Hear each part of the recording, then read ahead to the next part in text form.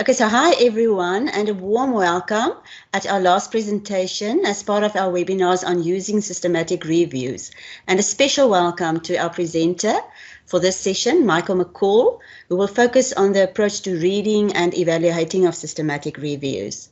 And it's my delight to introduce Michael. He is a senior lecturer at the Division of Epidemiology and Biostatistics, the Department of Global Health, Stellenbosch University. He qualified as an emergency care practitioner and is passionate about pre-hospital emergency care and research, and having worked as an operational paramedic locally, both in Cape Town and Durban, and internationally. Michael holds a BTech in emergency medical care and a master's in clinical epidemiology at Stellenbosch University, and he is currently completing his PhD in public health. His research interests include evidence synthesis, biostatistics, guideline development, and emergency care. Much of his work involves postgraduate teaching, research synthesis, knowledge translation, and recovering from his weekly biostats consultations with students. Michael is married to an orthopedic consultant, and he assures me she's twice as beautiful as she is strong. And in his spare time, Michael enjoys hiking and trying to convince his daughter that he's not a rideable dinosaur. So also with us again, we welcome his colleague Anel Skounis, who has presented the earlier two sessions on systematic reviews this morning, and she will be attending to the chat box during this session, if I'm correct. Yes, that's correct. And with those words then, it is over to you, Michael, and good luck. Thanks, Ingrid, and welcome everyone to the third and last session. It's great to be here, and it's great to have been working off what Anel has already been presenting around one, phrasing good answerable questions that set the foundation for reading and finding and using and interpreting a systematic review, and then again how to find systematic reviews. So it's really great to be here. This is going to be a lecture that should actually be a lot longer than what we have, and a lot of you are going to be placed in the deep end regarding specifically how to interpret the results of systematic reviews. So I really want to encourage you, if you have a question, to please put it in the chat. I can't see the comments or the questions currently, but Anel will be able to highlight to me whether I need to pause quickly and answer some of the questions that you have. So we'll be covering the approach to reading a systematic review. So we've kind of at this point assumed that one, you've got a clear PICO or a clinical question or a non-clinical question that you have an answer, that you have a potential need for an answer for. You've gone and you've searched PubMed or the Cochrane library for a particular systematic review, and now you have the systematic review in front of you. But I want to deal with a couple of things before we even get to reading a systematic review. So let's get going. So thanks for the introductions. And the first thing I would really like you to kind of grasp at the end of this presentation is, one, to understand what a systematic review is, because there's lots of variations out there. And I think we need to get some clarity on that, specifically around some terms. And then it would be useful when you read a systematic review to also know what are the steps in conducting a systematic review, just as an overview, so that you can know how to navigate a systematic review, because that's part and parcel of it.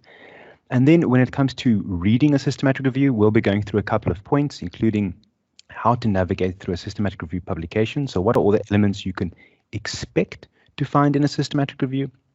And then, as Anel alluded to, when you read a systematic review, a useful skill would also be to know how to critically appraise a systematic review for its internal validity.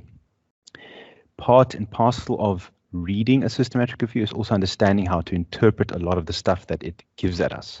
And this would include interpreting forest plots and interpreting summary of finding tables, which is two separate topics we'll touch base on. And then lastly, we'll quickly consider, okay, well, now I can interpret or read a systematic review. How do I apply this? What are some of the steps and context that I need to take into consideration? So a quick activity that I would like to do is, most of you are on computers and you're at home and you've got your phone close by. So whip out your phone, and it would be great if, I'm going to stop sharing now, if you can if you can go to menti.com. So follow the instructions as you see on the slide here. Go to www.menti.com and put in the code there 649707. You'll see it at the top of the screen. And what we're going to be collectively doing is and anonymously doing, so don't worry, I don't know who's posting what, is we're going to make a word cloud around what are some of the characteristics of a systematic review. So when someone tells you, oh, I'm doing a systematic review, what are some of the things that are characteristics of a systematic review that pops in your head? So you're welcome to type any kind of words or phrases into these boxes, and they'll come up and we're going to populate a word cloud together. So I see some already posted. Thank you very much.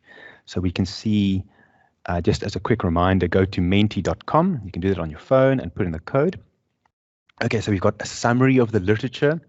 We've got a word of secondary data. Ooh, someone's saying it's complex. Okay, that's very interesting. I would agree with that.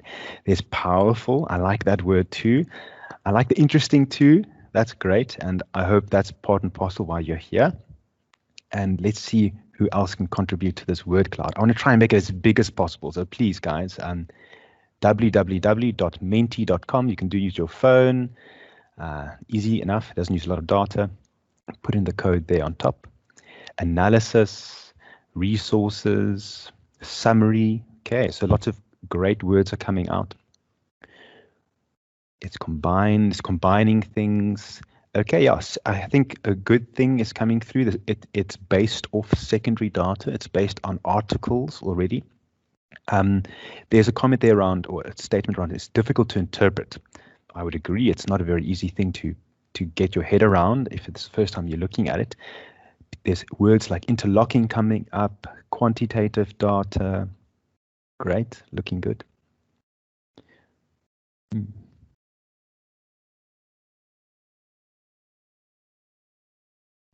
Okay, so I think our word cloud is going to grow over time, and you're welcome to contribute to it as we carry on in the session.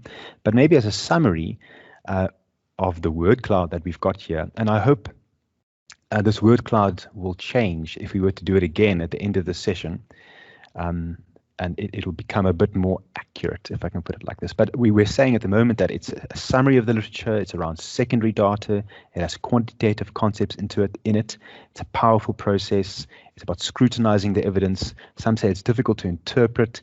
It includes a requirement of a deep understanding. It's very interesting, but it can also be complex. So I'm going to hope to give you a bird's eye view of how we read a systematic review, but also how one would interpret it. And hopefully I'll be able to demystify some of the muddy points that's come up here on this evolving word cloud. So thanks so much, everyone, for contributing. I see it's growing, and where summary of the literature and secondary data is coming strongly across, which is fantastic.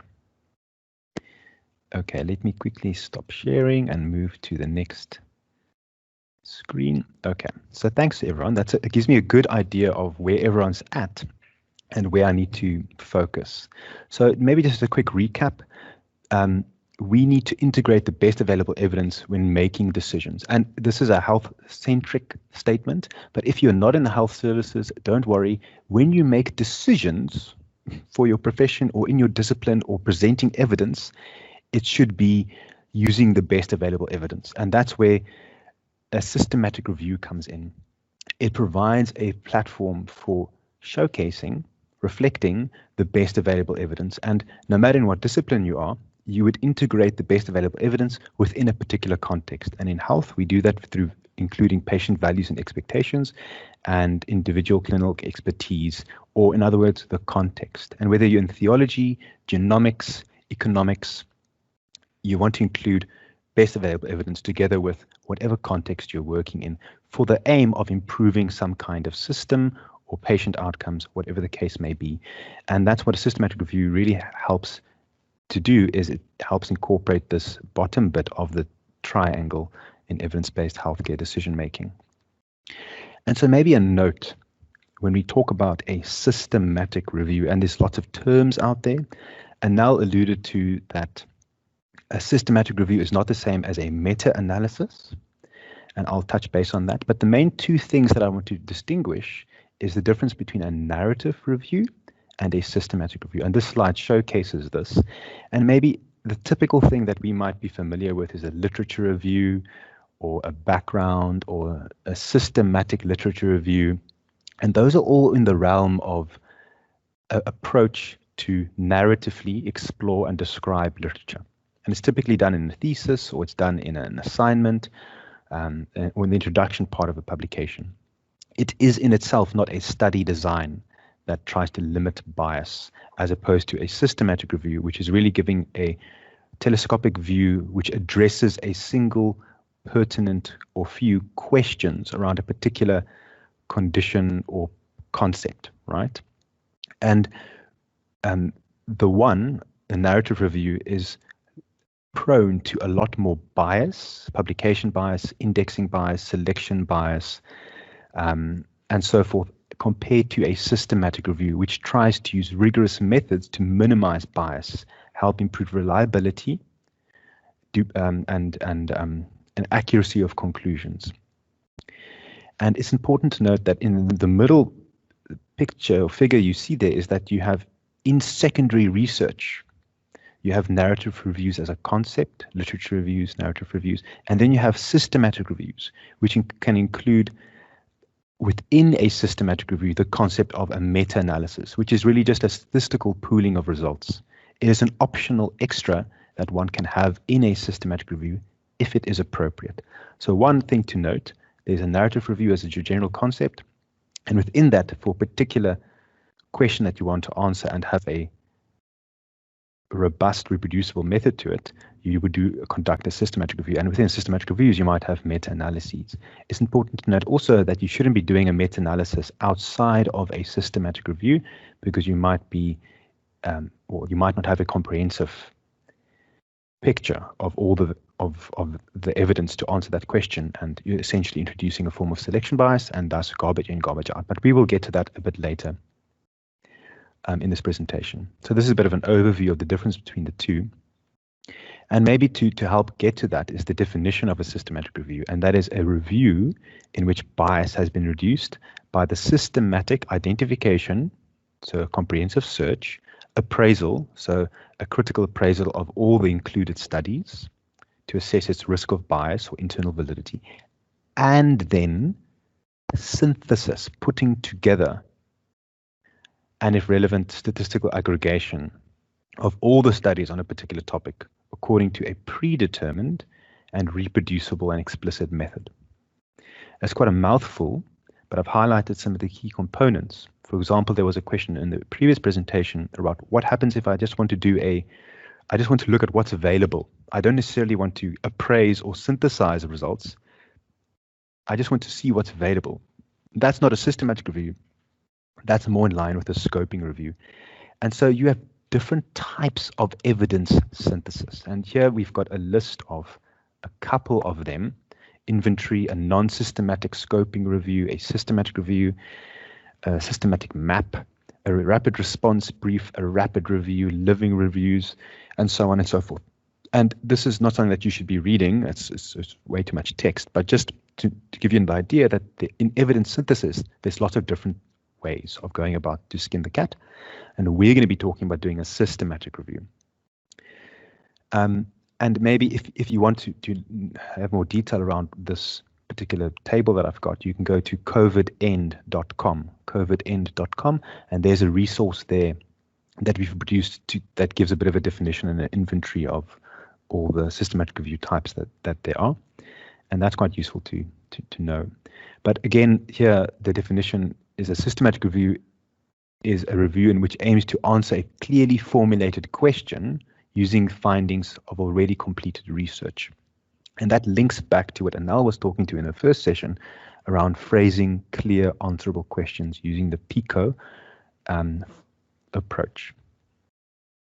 Again, also when we think about systematic reviews, and now we know how it's defined and so forth, it's important to note that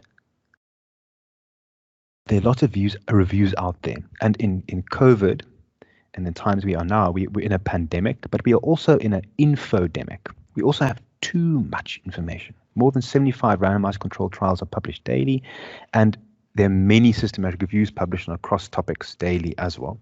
And so if you are thinking of conducting a systematic review, one, the first step, according to this little algorithm you see here from COVID End, is to clarify the issue to be informed. Then search for existing evidence synthesis products like systematic reviews. And that's in the essence the principle of trying to avoid duplication of effort. And you can do this and access a variety of evidence synthesis products like Cochrane reviews, Campbell reviews, and so forth that Anel's been speaking about in the previous sessions, and you might already find your answer. So that's my advice to you. Next is if identify and appraise existing reviews, and that would speak to some of the tools we'll talk about. And if you then have identified a current, credible, and comprehensive review, then you can go down to using that to inform your decisions or your literature review or whatever it may be. Or if you see that, well, it might need an update, so it's not current, but it's credible and comprehensive, then you might need to see, okay, well, we can update it, or you can consider replication. And this, I just want to encourage you to go to covidend.com, and you can look at some of the resources there around finding, using, appraising, and interpreting systematic reviews as well, which is really useful. The main message here is don't duplicate effort. We have enough duplication of work, specifically in this infodemic that we see ourselves in currently. So the first step always is to find existing evidence and then work off that, even existing systematic reviews. So we know what the definition of a systematic review, but it's important, I think, to just understand the key features of a systematic review. And this would include it having a clearly stated objective and question, which links to the PICO, which filters down to having predefined eligibility criteria. And in this case, this is eligibility criteria of the type of studies that would be included in a systematic review. So if you have an intervention type question, you want to be including randomized controlled trials. If you have a prevalence type question or a frequency type question about the prevalence of tuberculosis in Africa, then you might want to look at cross-sectional studies, and that would define your eligibility criteria. Anel has kind of given us an introduction on how to perform a comprehensive systematic search. She showed us how to find systematic reviews, but in a systematic review, you'd be finding primary studies, a slightly different approach, but similar methods. Then the systematic review had explicit and reproducible methods, which includes, among others, an independent and induplicate assessment of eligibility, data extraction, critical appraisal, and meta-analysis, right?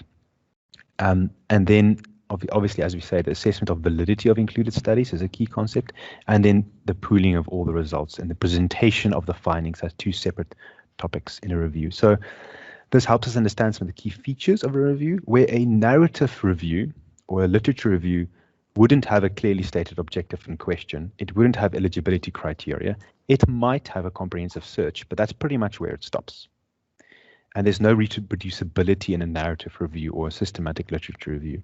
And there's no explicit reproducible a priori method to it either. And there's no formal critical appraisal of any studies.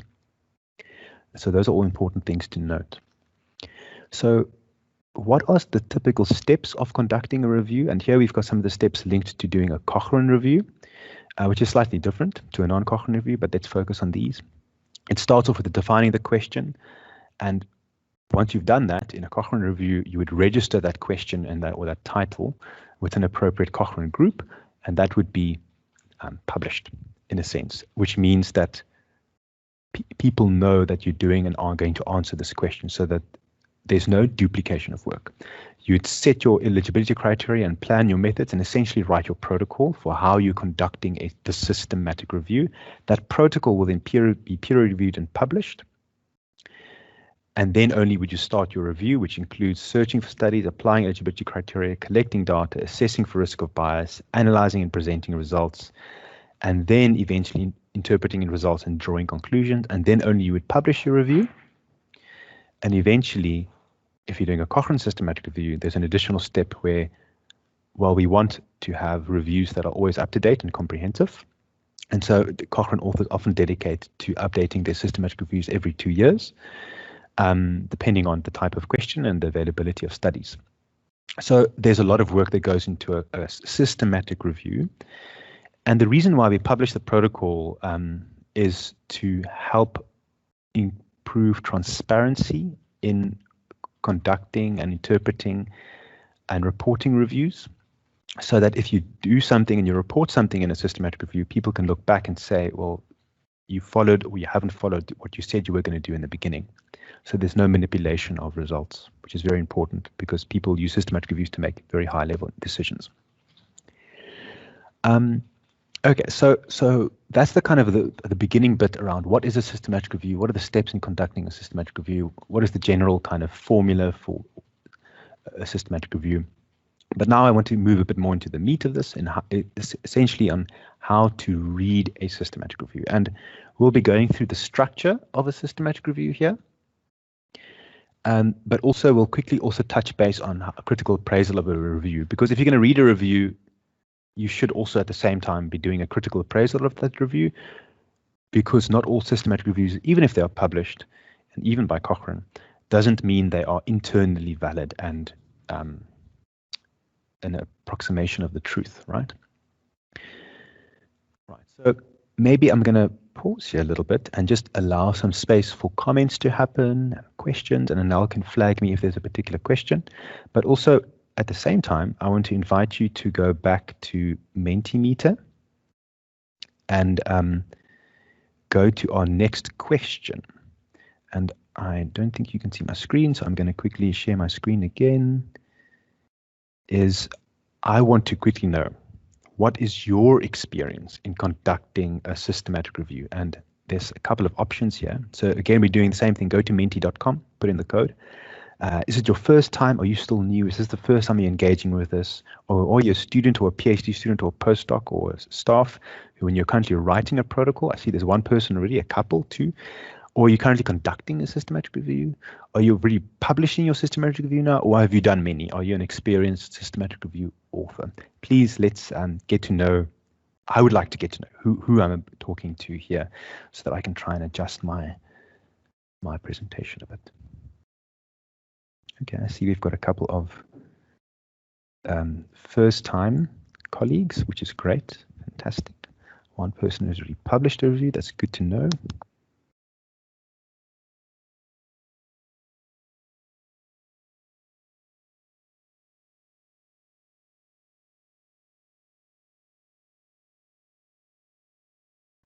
Wow. Okay. So we've got 5 or 6 colleagues who are first time. We've got a couple that are writing protocols. That's fantastic. I hope this talk will be informative, at least helping with the end in mind. There's 2 that is currently producing a systematic review, and there's 1 that's published and 1 that has done many. That's fantastic. We'd love to get some of your insights and experiences in this. Okay, thank you very much, colleagues. I see there's a very skewed distribution, if I can say that, a positively skewed distribution where most of us are looking at our first time. These concepts are still new. So if that's you, know that you might leave this webinar feeling a bit overwhelmed. That's okay. That's okay. We will be providing you with some extra readings so that you can revise and relook at some of the concepts that we're going to be discussing, or that we have discussed.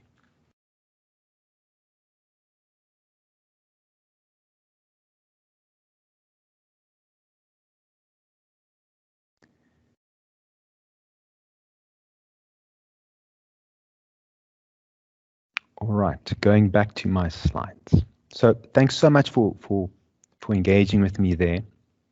I will be going through essentially reading a systematic review to answer your question, right?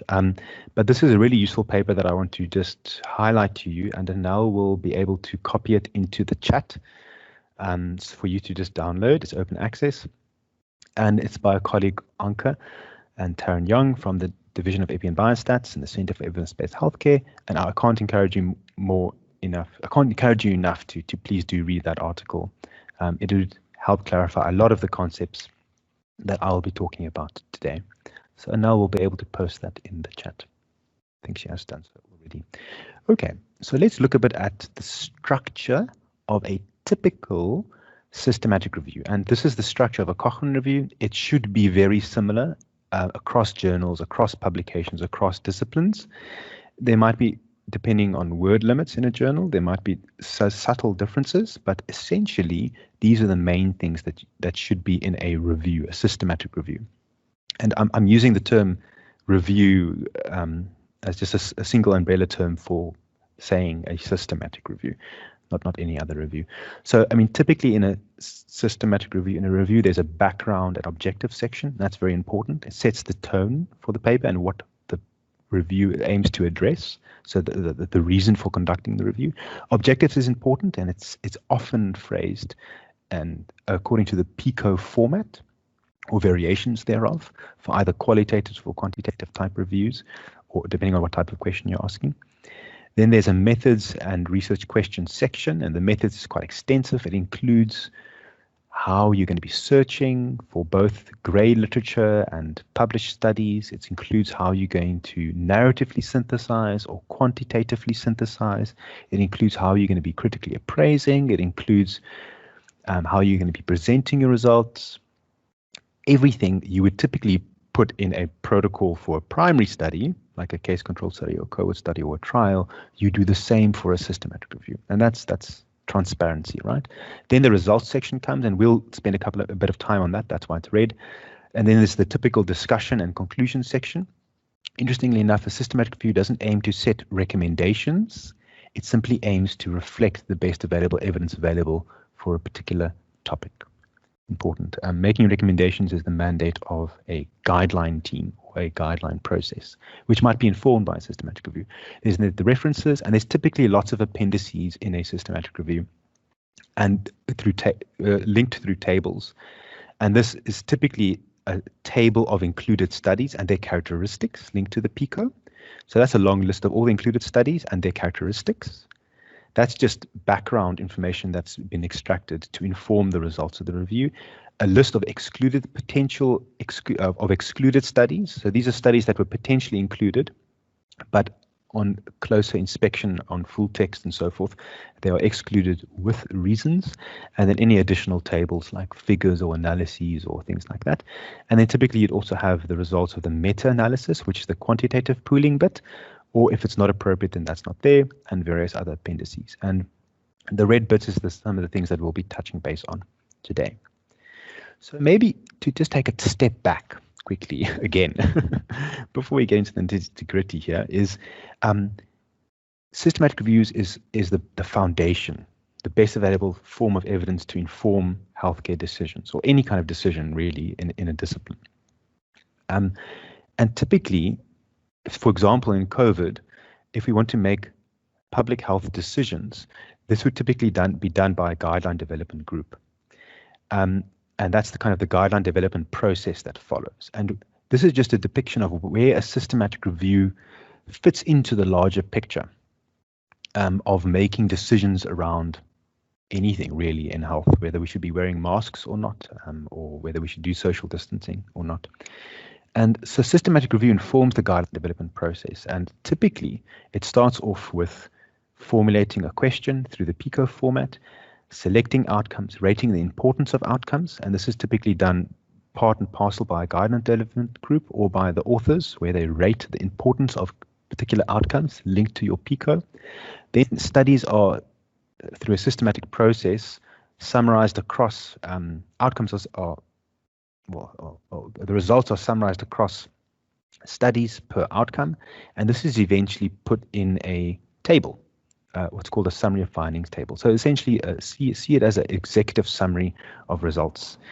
And eventually, the quality of that evidence is assessed, and I will be going through that in more detail later. And that trust or that quality that we can place in evidence is then given to a guideline development group, and they scrutinize that. And eventually, through looking at a bunch of other criteria regarding equity and so on and so forth, they make a recommendation, and they consider balancing various factors in order to do that, and eventually they end up with formulating a recommendation. So, for example, formulating the recommendation around wearing face masks in public. that was on the back of this kind of process of looking at conducting a systematic review, summarizing the evidence, rating its quality, presenting it to a guideline panel, then making a decision around in a transparent process around making for or against that recommendation, considering various factors, and eventually coming to a recommendation. So that's just a bit of an overall picture of how guidelines help influence clinical practice and policy. So again, when it comes to reading a systematic review, typically, when it comes to description of studies, there is the results of the search, which is presented in a systematic review. So we've included so many studies, and this is our yield, and this is where we searched, and this is how many we included in the end. And that's typically presented as a figure called a study flow diagram or a Prisma figure.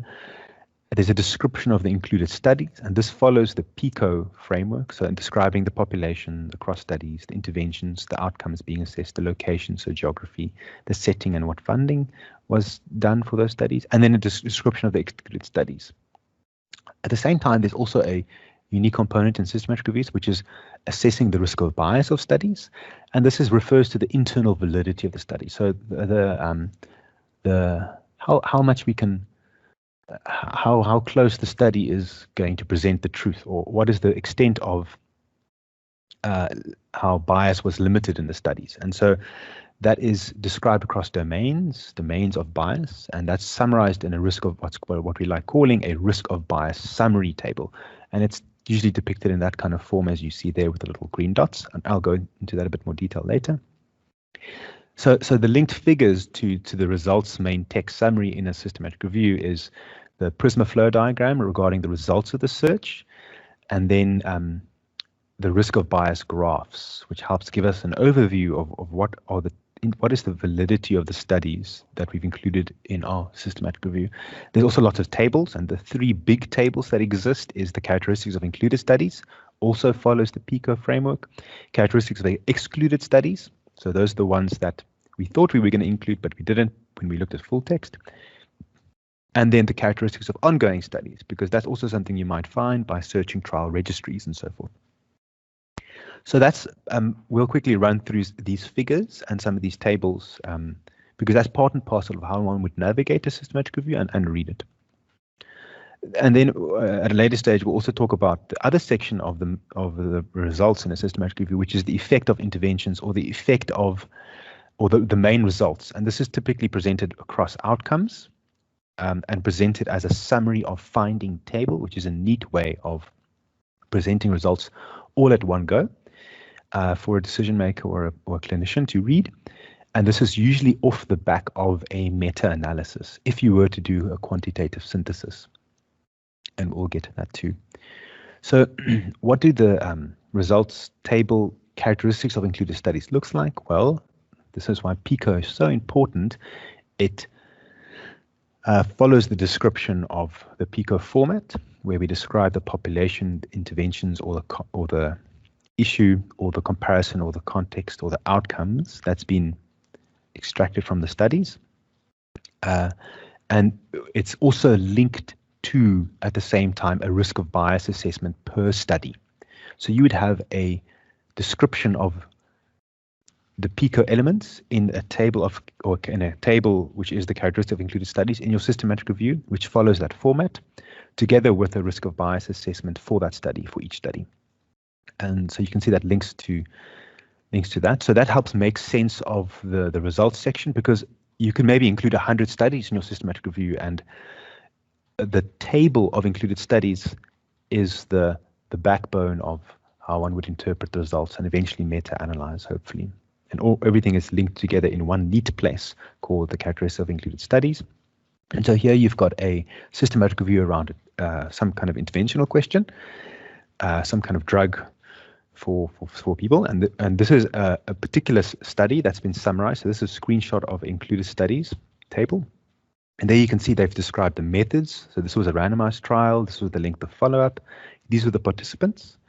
These were the interventions being given, how much, where, when, how, when, what. And these are the outcomes that were reported in this trial. And there are some notes. The location was in Kenya, and so on and so forth. This was their funding and grant number. And And it's important to note that it follows the PICO, right? And again, so that's why setting your review question is so important when conducting and finding systematic reviews. Again, linked to the same study, you can see here is a risk of bias table where essentially there's a couple of domains of risk of bias, 4 or 5 domains, and there is a judgment that is linked to each domain. And for randomized controlled trials, when we do critical appraisal, at least for a Cochrane systematic review, we use what's called the risk of bias tool, the Cochrane risk of bias tool, which essentially helps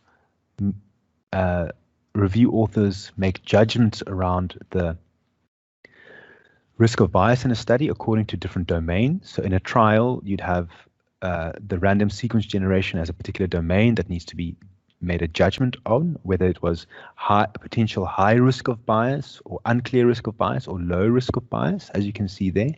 And we make judgments around each domain linked to a particular study design. So there's best practices around how one should be conducting a trial, and a critical appraisal of those studies using an appropriate tool should be clearly presented in a systematic review. And this is where you would read about it in the table of included studies. So if you're not doing a systematic review around healthcare intervention questions and you're not likely to see randomized controlled trials, and you're using maybe observational studies or genetic studies or whatever the case may be, you should still have an appropriate risk of bias tool that assesses the risk of bias of that included study, and you should still have a clear and transparent and reproducible method of doing that and assessing risk of bias and reporting it in a review. And again, this should be reported in the characteristics of included studies.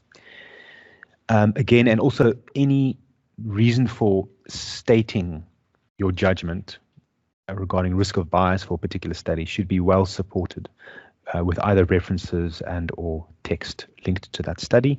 This is still risk of bias 1.0, and there's now risk of bias 2.0 for trials. But either way, there is to say that there should be an appropriate critical appraisal tool for every single type of study design you are including. So even in qualitative research, there is a risk of bias tool that helps do critical appraisal of qualitative studies.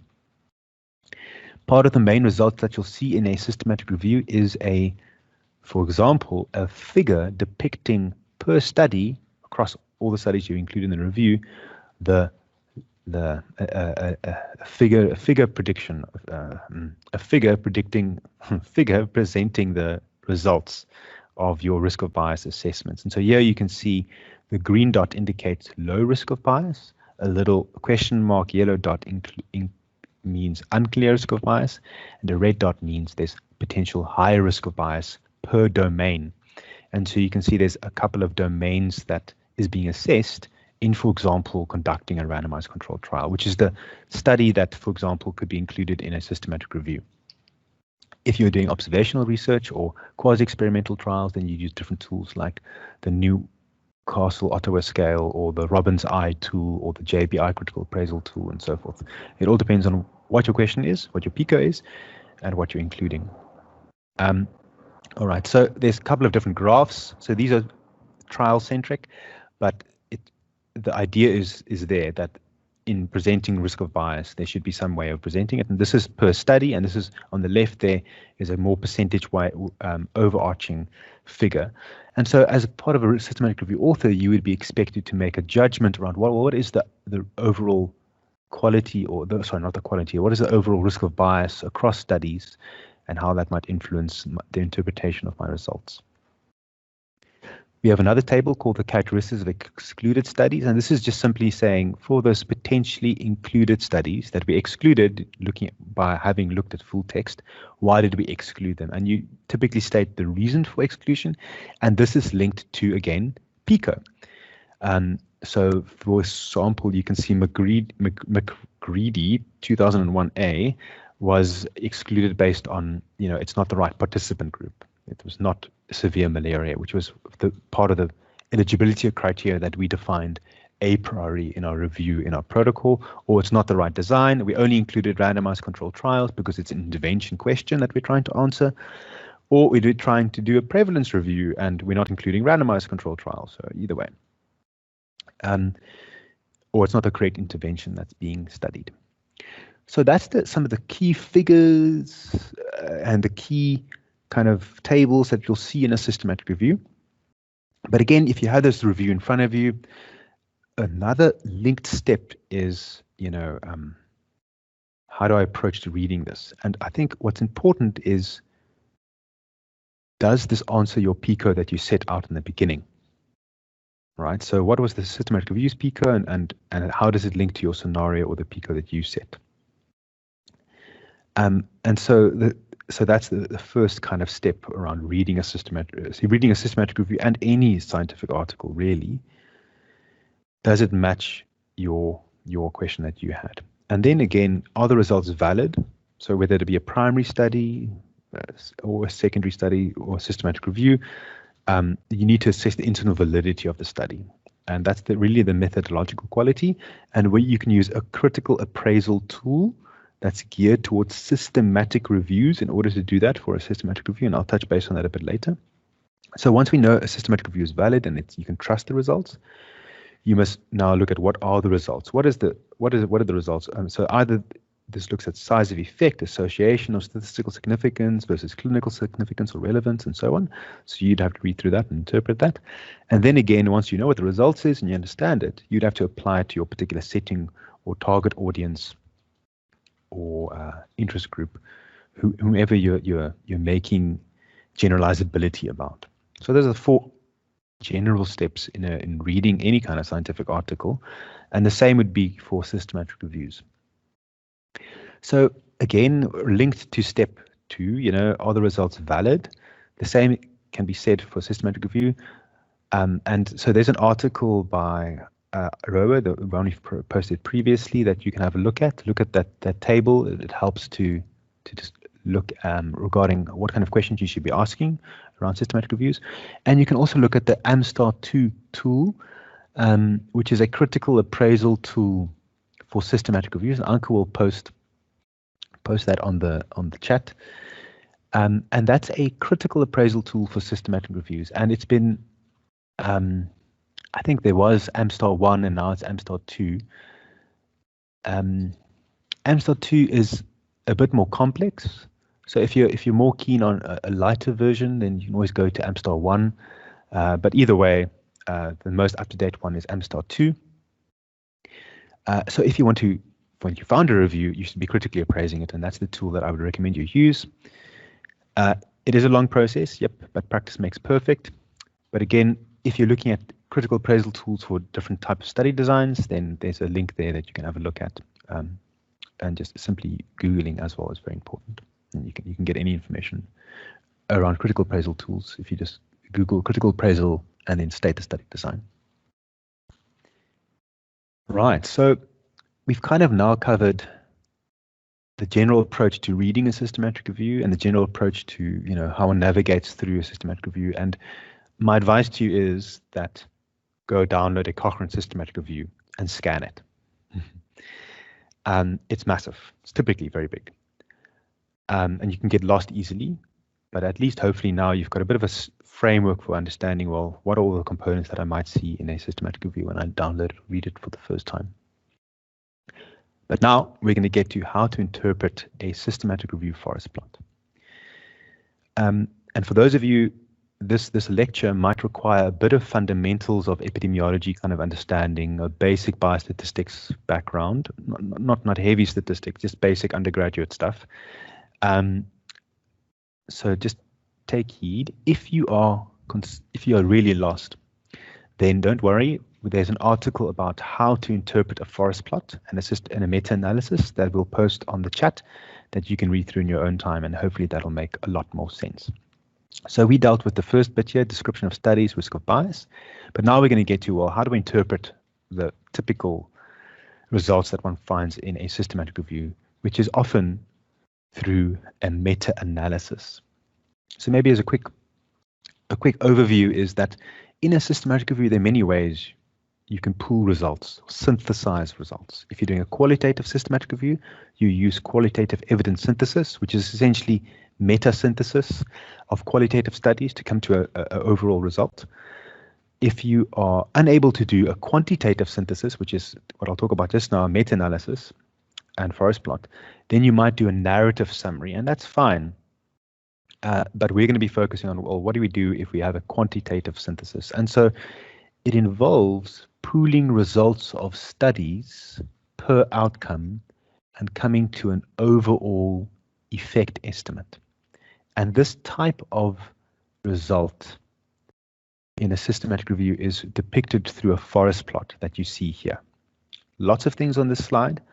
The main thing to maybe acknowledge is that a meta-analysis is simply a method of pooling or aggregating data in a systematic review to come to an overall effect estimate, overall result that answers that clinical question per outcome. It's the same like doing a t-test or a chi-square test in a primary study. It is simply a statistical technique that comes to an answer in a study design. And so a meta-analysis is simply a statistical technique of pooling individual studies to come to an overall result across the studies. The advantage of doing a meta-analysis is really that it increases the power of our systematic review in order to answer a particular question.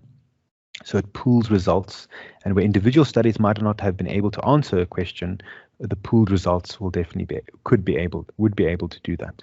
It can help to clarify uncertainties that exist in the literature. It helps to also resolve any conflicts in the literature around particular key questions. And so what we have here is how this is typically presented in a forest plot. So here in the very top bit, the first thing you should be looking at is just what is being compared in the systematic review. Oopsie. And this is a review around some kind of medicine in a particular condition. And here we are comparing a supplement versus placebo for a particular outcome.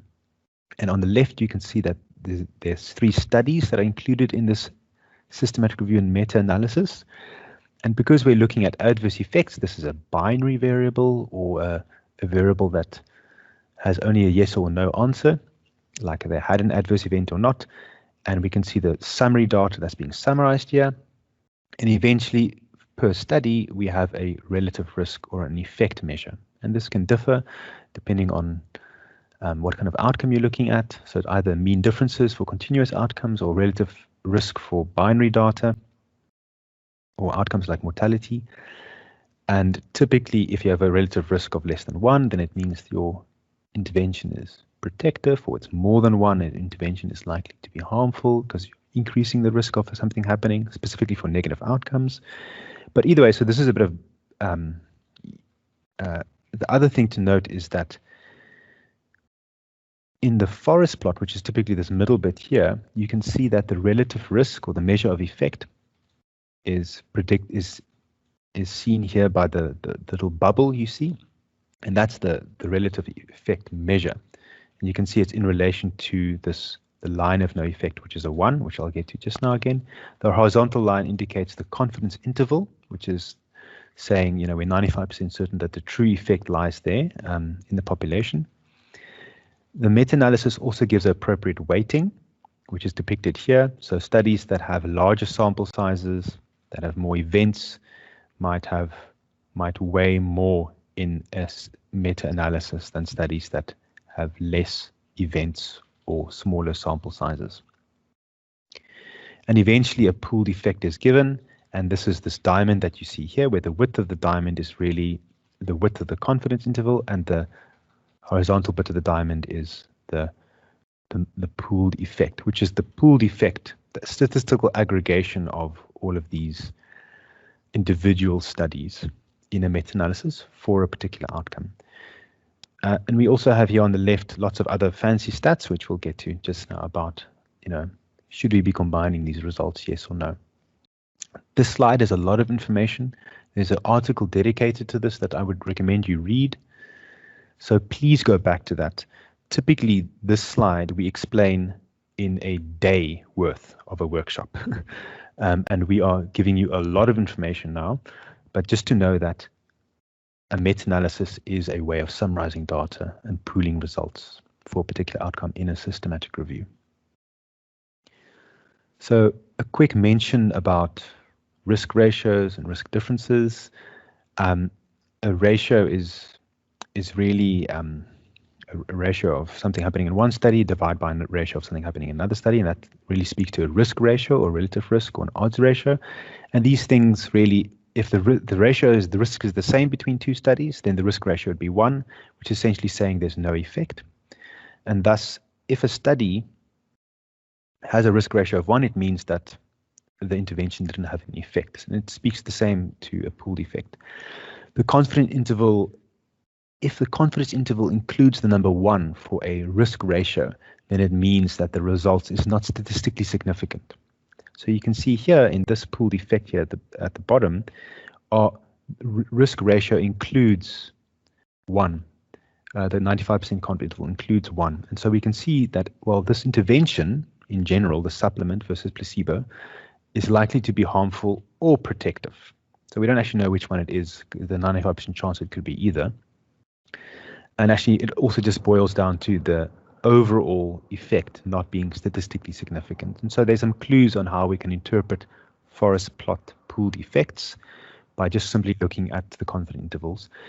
But if you're looking at a continuous outcome, then the difference is 0. For example, if you want to see if there's a weight loss between two groups, if there's no weight loss, then you would expect the weight loss in one group minus the weight loss in another group to be 0. And so the line of no effect, the line where we can say there's no effect or the intervention isn't better or worse, is 0 as opposed to 1 for absolute measures, like what we see with measures with mean differences or standardized mean differences and so forth, or risk differences. Essentially one thing minus another. And again, if the confidence interval includes the number 0, then the results is not statistically significant. And this is a forest plot of a continuous outcome. And here, for example, we're looking at the outcome of medicine A versus placebo, and we're looking at the outcome of fasting food glucose levels, which is a continuous measure, and we're summarizing 3 studies, and you can see the mean in one group minus the mean in another group. And this is calculating the mean difference, really. And so the weighting and everything works very much the same, and eventually you can see the overall difference there. But you can see the confidence interval doesn't stretch over 0. It's actually less than 0. So we can actually say that on average you lose 85, or you have 0.85 less fasting glucose levels in millimoles a liter in the medicine group compared to the placebo group. I'll go into a bit more detail a bit later in these. So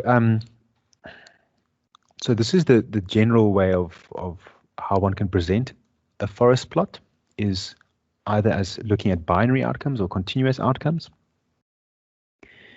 And for a risk ratio, a pooled risk ratio effect, it's the same way you'd interpret it, the same way you'd interpret a risk ratio. So for in this case is 0.87. So in a particular group of people, so people who take supplementation, or people who have a particular condition, if you take supplementation, you're 0.87 times as likely to have an adverse event compared to someone taking a placebo, or you're 1 minus 0.87 times as likely. So a 13% less likely to develop an adverse event if you take a supplement compared to placebo. But because the confidence interval stretches over 1, we can actually say that there's no difference between taking a supplement and placebo in this example. That's for a binary outcome. So if that's Greek to you, that's fine. Go read the article by Reed that we've posted in the forums. And again, the same thing with mean differences is here we can say the mean difference is 0.85 less in the medicine group compared to the placebo group. And we can say that it's statistically significant because the confidence interval does not cross 0. Like any statistical test, there are assumptions, and meta-analysis also has assumptions. So just because you're doing a systematic review doesn't necessarily mean that you can do a meta-analysis. And this because could be for a variety of reasons, including that the primary studies you include are reporting very poorly, and or because of heterogeneity. In other words, big differences between included studies. So you'd expect, if you have a clear PICO and you're sticking to the appropriate study designs that answer that particular research question, you'd have a whole lot of homogeneous studies and homogeneous results. But in reality, this is often not the case, and you might often have a lot of heterogeneous studies and heterogeneous results. Saying that studies are inherently different and they're measuring different things, or the different populations or interventions or where things have been given to people, and combining results from heterogeneous studies is dangerous and is a potential violation of one of the assumptions of a meta-analysis, which is that you should have homogeneous studies, or at least that you can explain heterogeneity in your meta-analysis. So remember, meta-analysis is used to combine apples with apples and not apples and bananas to make a fruit salad. You can't combine, and you shouldn't be combining studies if they are vastly different to each other, because it will be misleading and garbage in, garbage out. So when researchers perform a meta-analysis, they have to measure and report the heterogeneity, which is these kind of tests of heterogeneity you see at the bottom there. There are many ways of measuring and interpreting heterogeneity, and here's two examples. One could be through a chi-square test for heterogeneity, where if the chi-square value or the p-value is less than 0.1, then there's potential for significant heterogeneity. And this is through a hypothesis testing process. And you should also be looking at the I-square threshold, which is just a different way of looking at heterogeneity using the Cochrane statistic. And so that has a range, and if it falls within a particular range, then it might indicate heterogeneity is not important, or heterogeneity is important, or there's considerable heterogeneity. And really these tests in the background are essentially asking, is there significant heterogeneity more than what one would expect by chance? And so in the previous slide, you can see that the I-square value here is very low, it's 1.4. And you can see the chi-square value test for heterogeneity is the p-value is very high. So we fail to reject the null, which is essentially saying that there is not a lot of heterogeneity. So heterogeneity isn't a problem here. You can also kind of visually see that there's not a lot of heterogeneity. All the confidence intervals are overlapping, which is kind of giving us an eyeball test, a rule of thumb around there being not a lot of heterogeneity. And similar with this one over here, you can see that there's very little heterogeneity according to the I-square statistic. And again, you can see the point estimates are all kind of, although they're kind of moving in a single direction, the confidence intervals are all overlapping, which is part of how one can assess heterogeneity visually just by looking at a forest plot. Wow, so we are going through a lot of hectic stuff, but again, in your own time, you're welcome to read through those articles that we've posted, and it should make a lot more sense to you. Okay, so if you find heterogeneity in your meta-analysis, and at least if you're interpreting a systematic review and you're looking at a forest plot, if you see lots of heterogeneity, then it's important that the authors have that they explore the heterogeneity and the reasons for why there might be heterogeneity. If there is unexplained heterogeneity, then that's maybe a massive, then they shouldn't be doing the meta-analysis. And typically one would explore heterogeneity, if you were to find it, through subgroup analysis or sensitivity analysis. So heterogeneity is typically due to differences in the population, differences in interventions, how they're given, differences in controls, and differences even in how outcomes are measured across studies. And it's in the subgroup analysis, one might look at different population subgroups and see whether that explains the heterogeneity that one might see in a meta-analysis. And it's important that the authors have stated that. They might also do a sensitivity analysis where they might exclude high risk bias studies, or they might look at a different model for doing a meta-analysis and explore what effect that might have. Either way, to avoid data mining and torturing your data, similar to what you would do in primary studies where you rerun lots of t-tests for a particular outcome or whatever, It's important that authors pre-specify exactly what characteristics and subgroup analysis or sensitive analysis they'll be doing. And that again is important why systematic review protocols should be published, so that when it comes to meta-analysis and evidence synthesis in general, people can see what you said you were going to do and what subgroups analysis you were going to do and how you're going to synthesize, so that data mining doesn't happen. So that's just a note on exploring heterogeneity, and it's an important concept to get.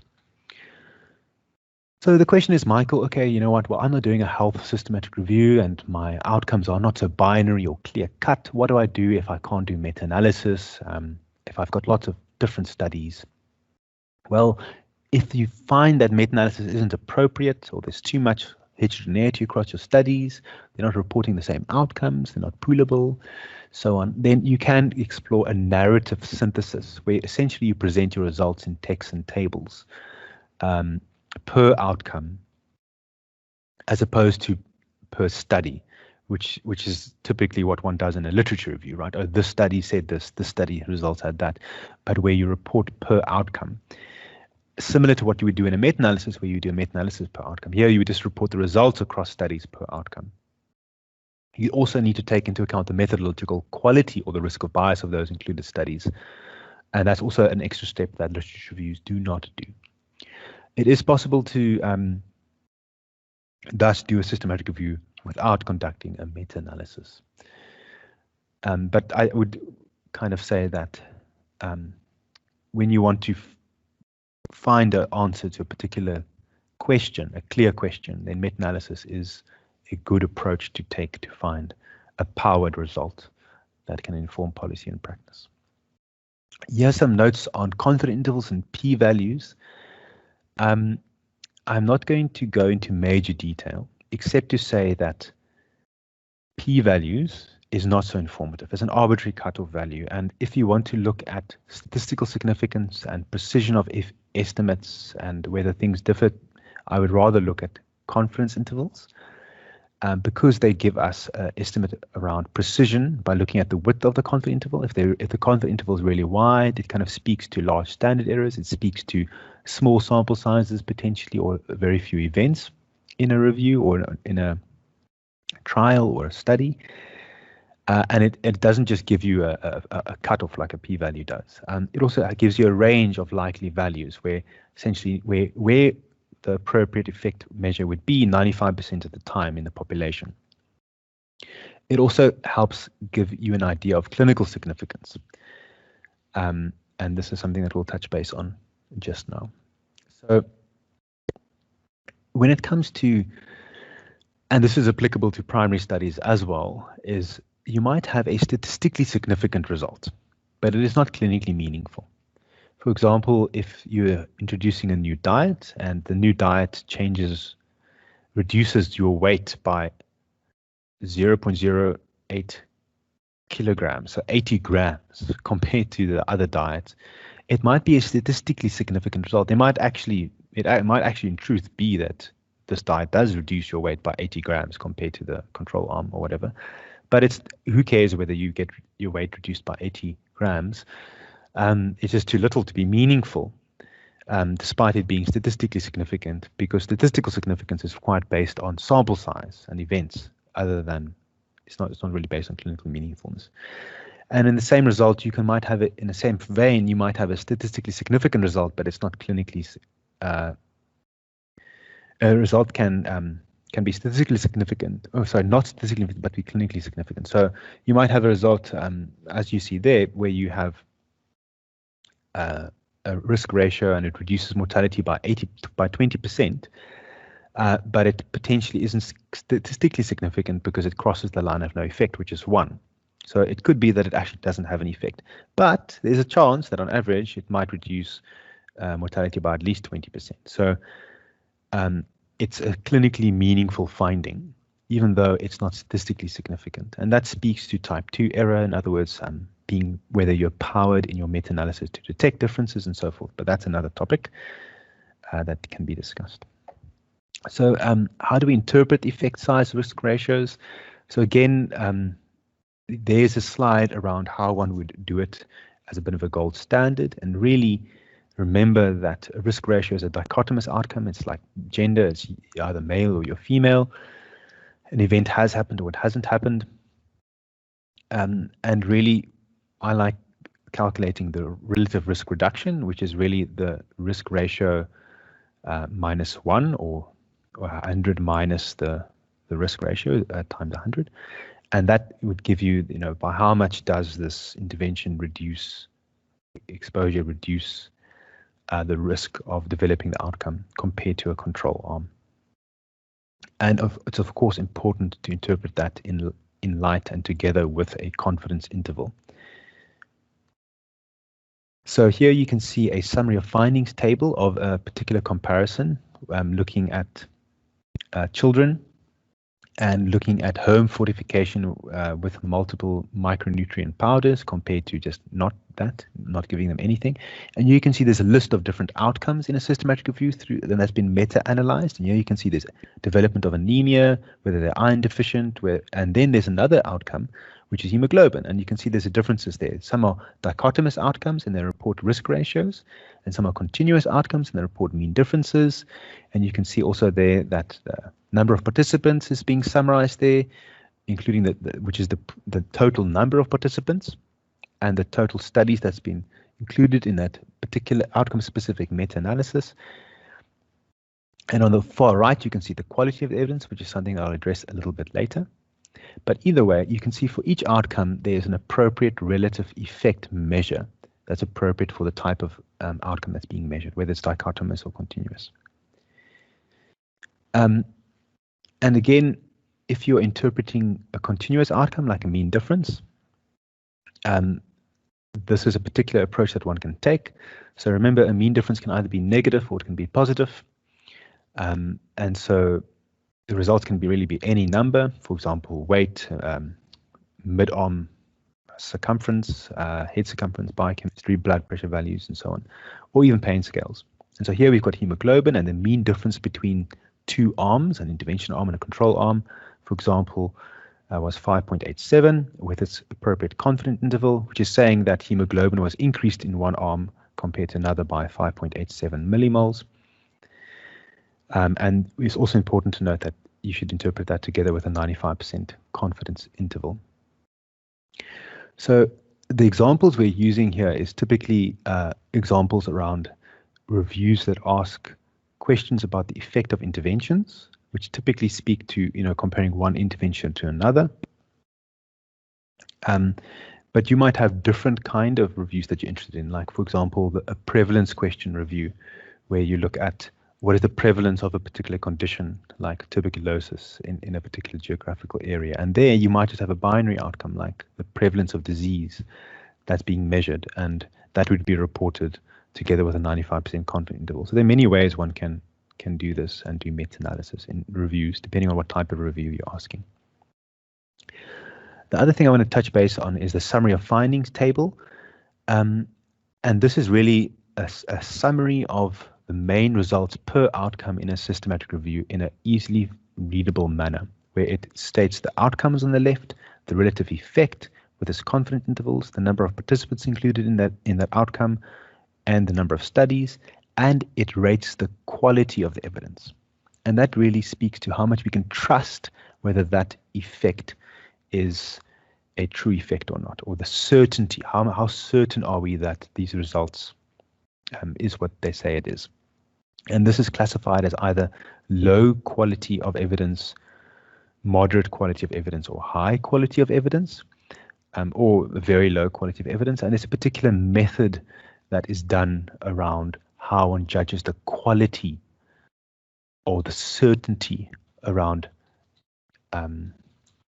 results from a systematic review per outcome. And this is a process called the grade process, so through the grade tool, grading of results.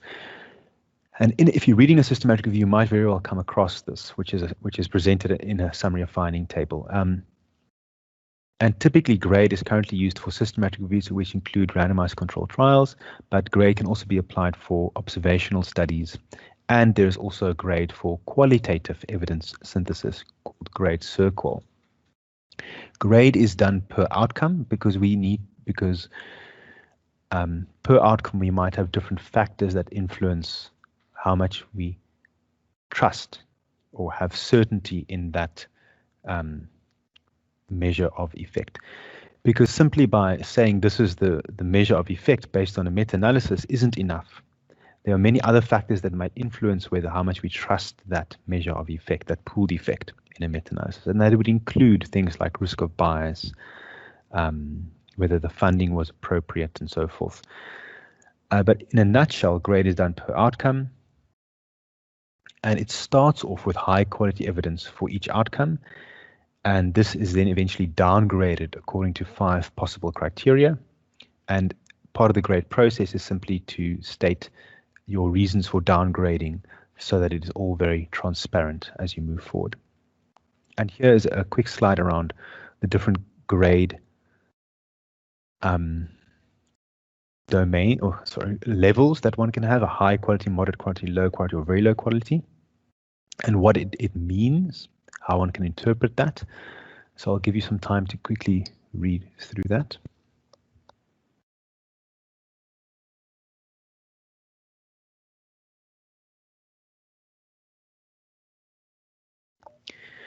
So those are just some of the ways how one can interpret grade and this particular way of stating the quality of evidence.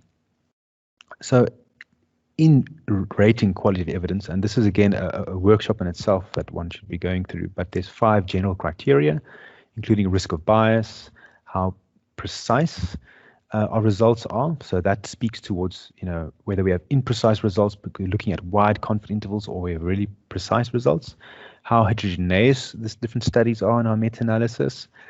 And this speaks to the I-square and chi-square statistics, how direct the evidence is, so whether it speaks to our particular research question or clinical scenario or context, so whether the studies that we include in our meta-analysis is appropriate for whom we're talking to, and then again, whether there's any potential other forms of bias like publication bias. And this is also interpreted through a different type of test called a funnel plot. So this is a quick rapid fire of how the 5 criteria that grade uses to assess the certainty of evidence.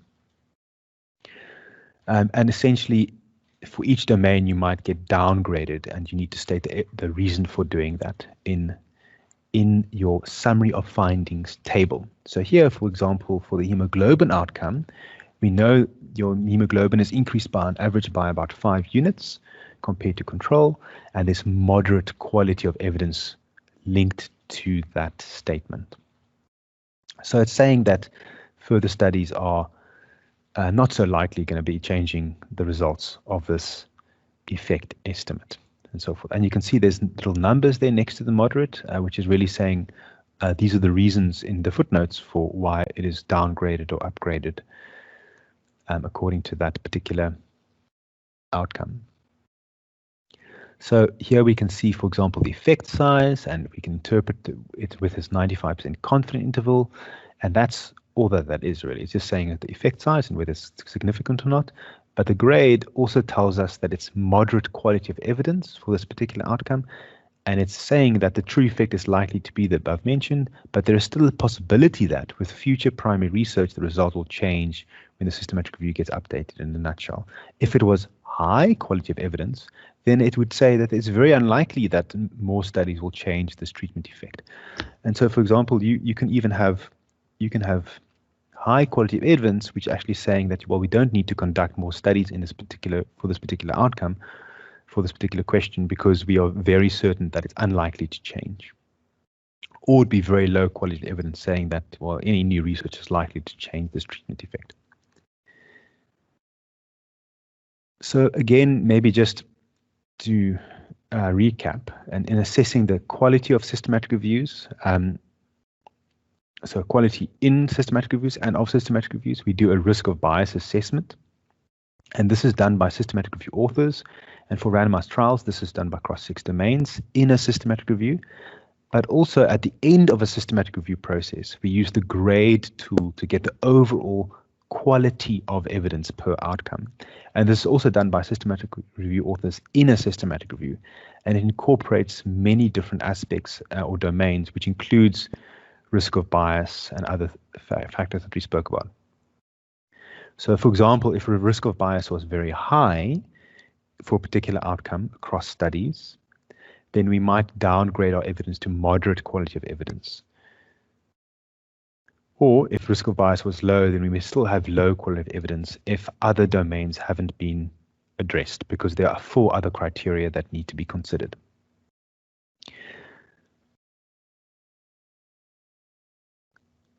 And then again, once you've now been able to interpret the results, having being able to interpret a forest plot, having looked at the risk of bias of included studies, and looking at the quality of the evidence, you also need to do a methodological kind of assessment of the quality of the review itself. So did they conduct this review limiting bias and so forth? And in order to do that, I would guide you to the AMSTAR 2 tool. And that again is done by the reader or the user of a systematic review, which typically maybe yourself. So things to remember: no research study is perfect, no primary research study is perfect, no secondary research study is perfect, and that is why we need to critically appraise any study that we are going to be using for policy and practice. And that really speaks to what extent we can believe that these findings are reflecting the truth. And again, if it has serious limitations, then it might not be useful to even look at the findings. But again, if you can work through the limitations and you can understand them, then you might want to answer these questions that we've got in green around what is the risk of bias, and what direction is it going to take my measure of effect? How big is the effect size? Is it clinically meaningful? Do the potential benefits outweigh the potential harms? And so forth. And so those are all factors one needs to consider when interpreting and looking at results of systematic reviews. So part of the last things I want to quickly chat about is, well, once we've read through a systematic review and we can interpret results, how do we apply these results to a particular context? And this speaks to one of the first slides that I had around, guideline panels and so forth. But if you're just a colleague or clinician, again, importantly, assess the external validity. And that is important. So look at the characteristics of included studies and ask yourself, how direct is that evidence? Do those studies speak to, and the results speak to, my population of interest that I'm interested in? And so there are various questions that one might want to consider. Is how similar is the patients in this review and in these studies to the type of patients that I'm treating and looking at? And so this is the same process you would go through when you're looking at a primary study done in America in an ICU setting. Does that speak to the rural community health center in East London? And so that speaks to external validity and generalizability, and that's something that one needs to be considerate of. And other questions, when, where, and availability of interventions and cost effectiveness, and then weighing the potential harms and benefits of interventions or effects. In a nutshell, you need to look at the results and the quality of the evidence and make an informed decision about whether you're going to apply it depending on your context and health system. And it incorporates, one, the best available evidence, typically presented through a systematic review, and then other factors that need to be considered. For example, cost effectiveness, resource constraints, attitude, knowledge of the people you're applying this type of knowledge to, ethical considerations, and people's preferences and values.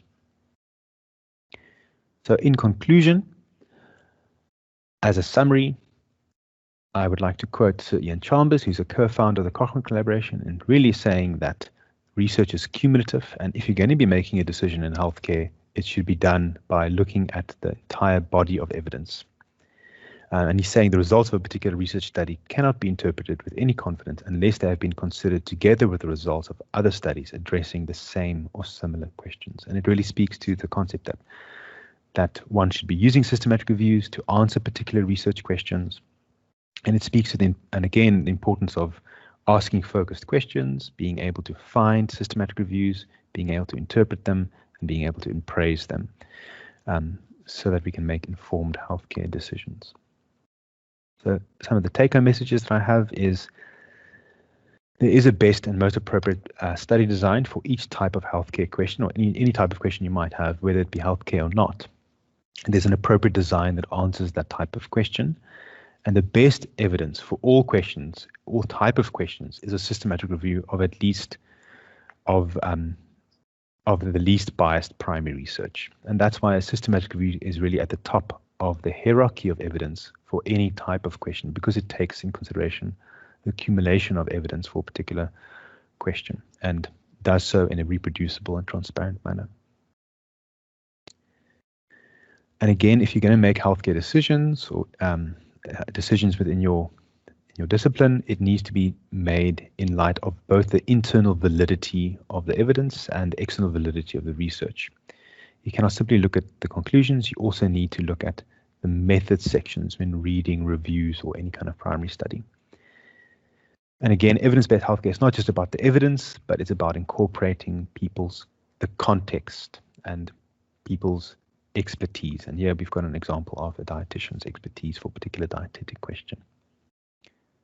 Thank you very much, everyone. That's it from my side. I just want to open up the floor for any questions or comments. Please go ahead. I can actually see the chat at the moment.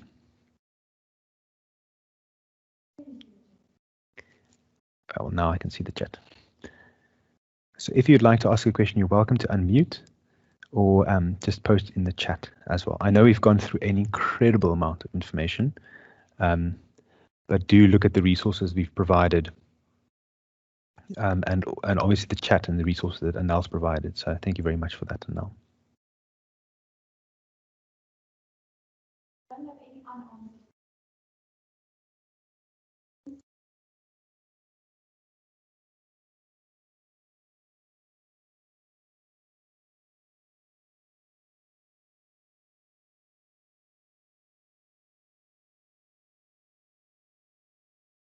So maybe for those who are busy doing a systematic review protocol, I was wondering if any of you are willing to share maybe what your PICO question is or what your topic of your systematic review is with us.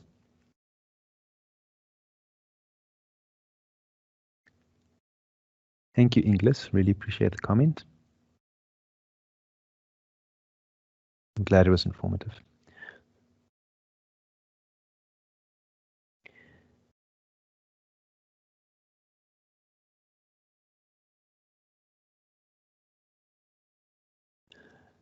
So again, I think I would just want to advise everyone to go to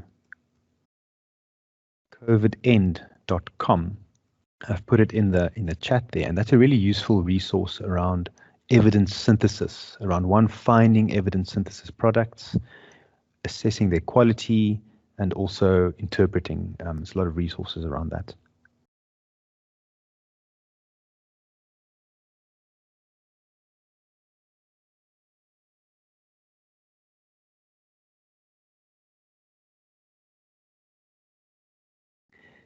And again, maybe if you do feel a bit overwhelmed, which I can completely and utterly understand with grade and meta-analysis and risk ratios and confidence intervals and p-values, that's okay.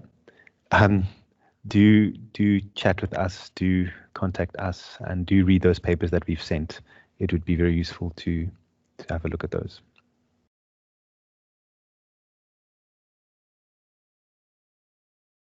So I see Aklu has maybe pasted her title of her systematic review around the prevalence of antibiotic resistance in livestock-associated somethings in Africa, and that is it sounds like a great systematic review topic. It's a prevalence question, so you'd have to define your PICO, would likely just be the P and the O section, and you'd likely do a prevalence meta-analysis, which I think would be really great, and probably you'll be looking at kind of cross-sectional descriptive studies as your inclusion criteria, and yeah, that looks really great, really informative. Thanks for sharing that example. Yeah, so interesting thing around systematic reviews of prevalence studies is also to consider meta-regression, which is something that you can look at in your own time around that. There's also a recent paper around methodological biases and concerns, I think from BMJ, around prevalence systematic reviews. I think if you Google Scholar prevalence systematic review methods, then the article might come up. It's a recent August 2020 publication. So maybe that'll be helpful.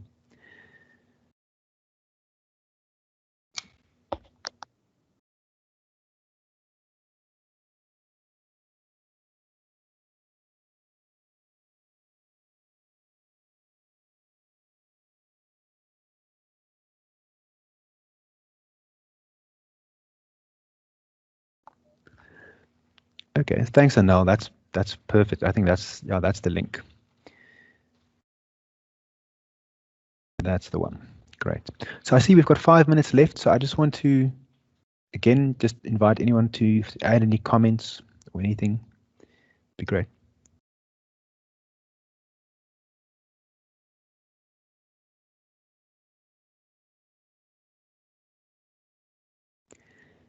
Maybe a useful tool also for those of you who are doing systematic review protocols is to go to the equatornetwork.org and look at the quality reporting checklist for systematic reviews.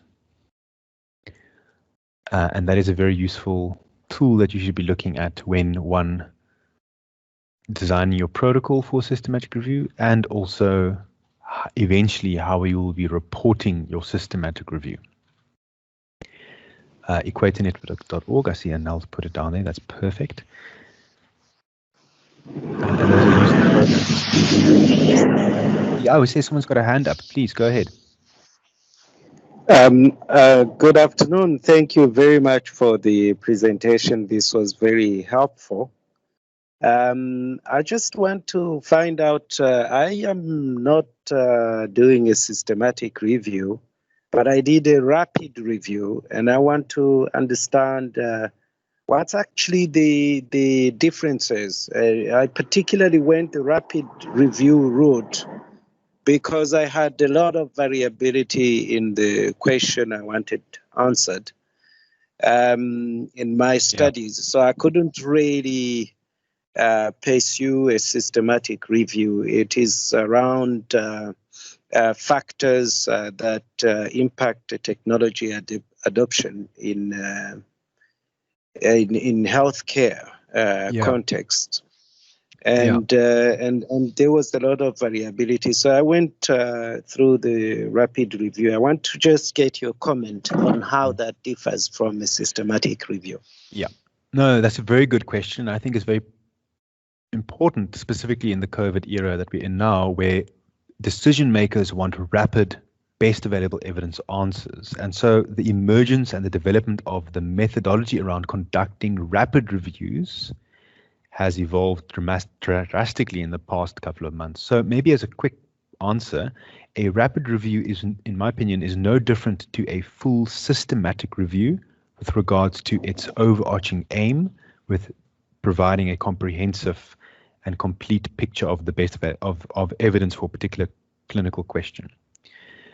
The difference lies in the speed at which a rapid review is conducted. So it's typically done in a couple of days or less than a month, hence rapid. It also might take some shortcuts, like for example, only using one person for data extraction, or not doing duplicate risk of bias assessment. But it's typically done in a more rapid manner, but still follows as many steps as possible of a full systematic review. And we recently actually wrote a paper on this in the Journal of Clinical Epidemiology around some of the challenges that we've experienced in conducting rapid reviews for COVID. And Anel posted a link from the Cochrane methods group, who've also established clear methods around conducting rapid reviews. And you can look at their definition there as well. And that'll be a very useful resource for you. Great question. Thank you very much. Michael, thank you for that answer. I might just add that in this Cochrane methods for rapid reviews, they've tried out a number of different shortcuts. And what they put out at the end in their guidance for rapid reviews within Cochrane, at least, is the shortcuts that lead to typically the least bias. So obviously some routes will help take good shortcuts in terms of time, but it may also affect the quality of your review and therefore introduce some bias. So in this link that I posted, and there might be others as well, this is just the one that I'm used to work with. They have tried out different types of shortcuts and advised some that are better than others.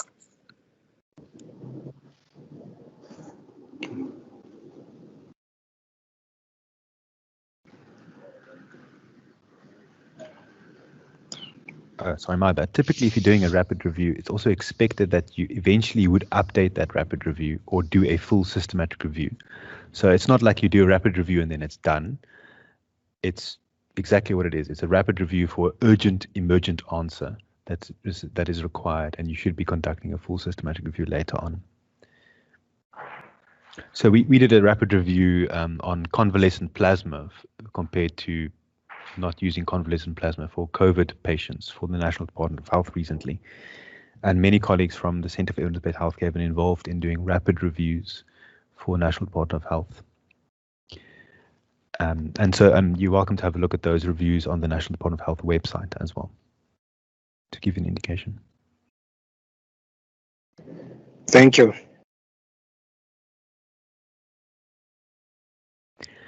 Okay, I think we've hit time. So Ingrid, back to you. Thank you very much everyone for listening, and I hope it hasn't been too hectic. Thank you so much for joining Anil and myself in this webinar series. We've really appreciated it and enjoyed it. Thank you, Michael. And yes, from the library side, also thank you for the comments, questions, and the answers posted. And we know that systematic reviews has been in use in healthcare for some time and are becoming more popular in other disciplines as well. So this is clearly an important topic, not only for the health sciences. But thank you, Michael, for a very informative and clarifying presentation. We do highly appreciate your time and the unique value that both you and Anil brought to the systematic review webinars this morning as part of our library research week. Yes, and for those interested, the PowerPoints of the presentations will be available upon request. And you're welcome to email my colleague Kirchner van Deventer at kvd@sun.ac.za. So thank you again to our presenters. You did a splendid job and we appreciate you. And stay safe, everyone. And also to our presenters, travel back safely home. And from me, bye for now. Thanks, everyone. Cheers. Thank you. Bye-bye.